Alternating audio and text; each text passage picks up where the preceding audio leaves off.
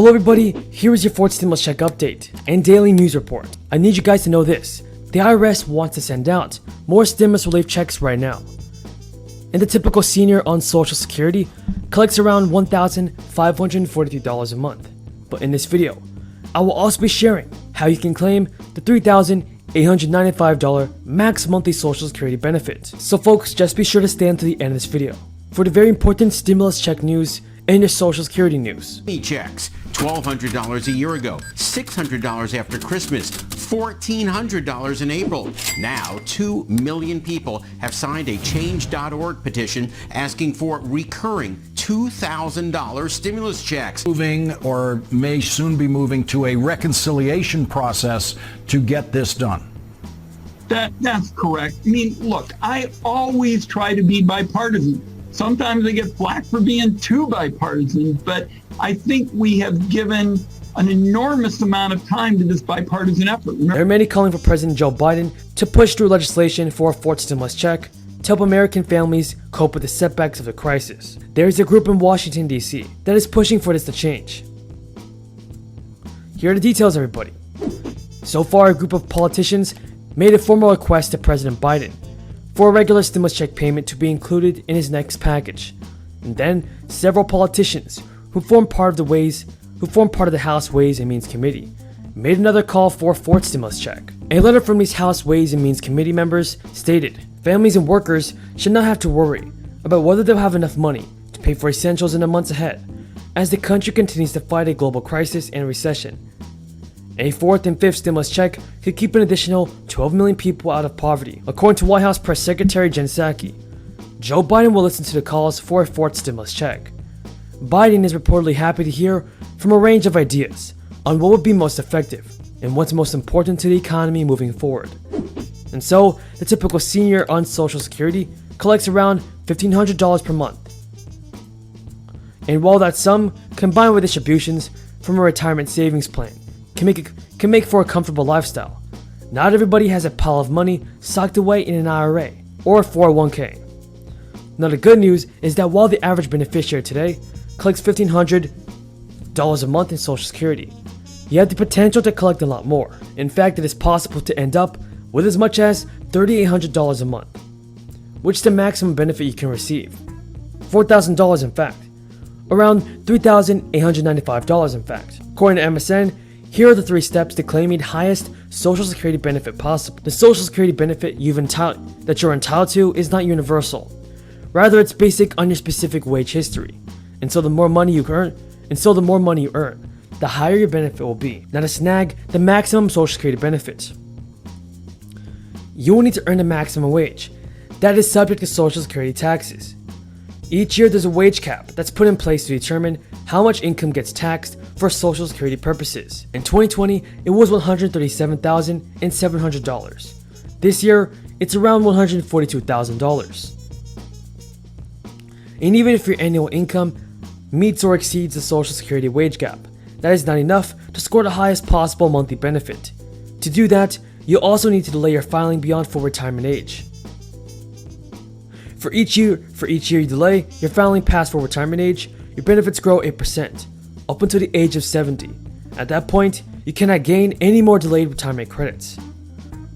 But if you hold off no claiming benefits until 70, you might walk away with $3,800 a month. As always everybody, I appreciate your amazing support. Until next time, have a great day and stay safe. Senate committees will continue working on a bipartisan infrastructure proposal to meet the demands of the 21st century. As I've said from the start, discussions about infrastructure investments are progressing on 2 tracks.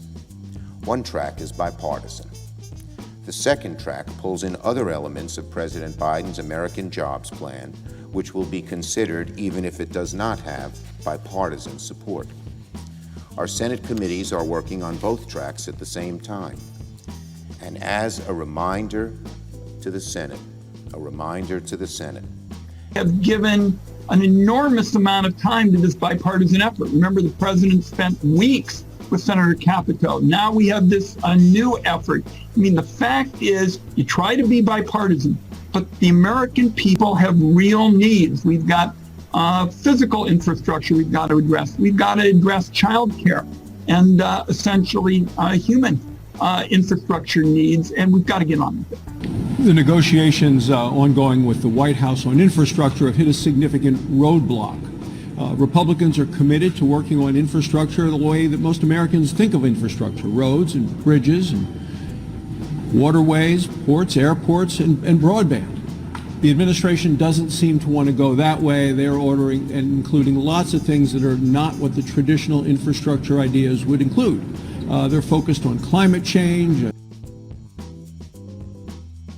Folks, I know it's after 9:30 Brussels time, 9:30 p.m., and I'm still at NATO. You're all excited about that, I know. But I've had a chance to meet with several leaders recently, and I've had calls with others.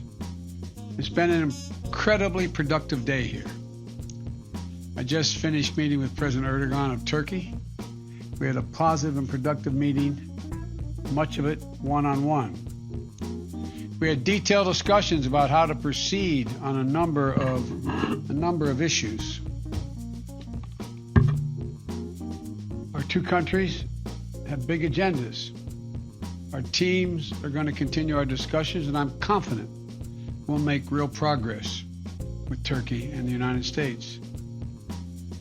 But now I want to thank Secretary General Stoltenberg for leading a very successful NATO summit today.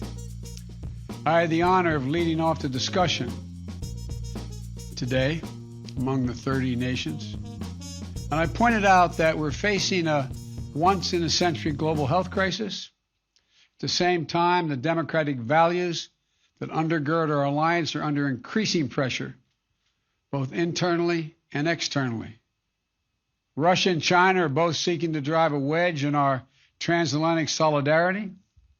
We're seeing an increase in malicious cyber activity. But our alliance is a strong foundation on which our collective security and our shared prosperity can continue to be built. And I made a point to make clear that the U.S. commitment to Article 5 of the NATO Treaty is rock solid and unshakable. It's a sacred commitment. NATO stands together. That's how we've met every other threat in the past. It's our greatest strength as we meet our challenges of the future, and there are many. And everyone in that room today understood the shared appreciation, quite frankly, that America is back. We talked about Russia's aggressive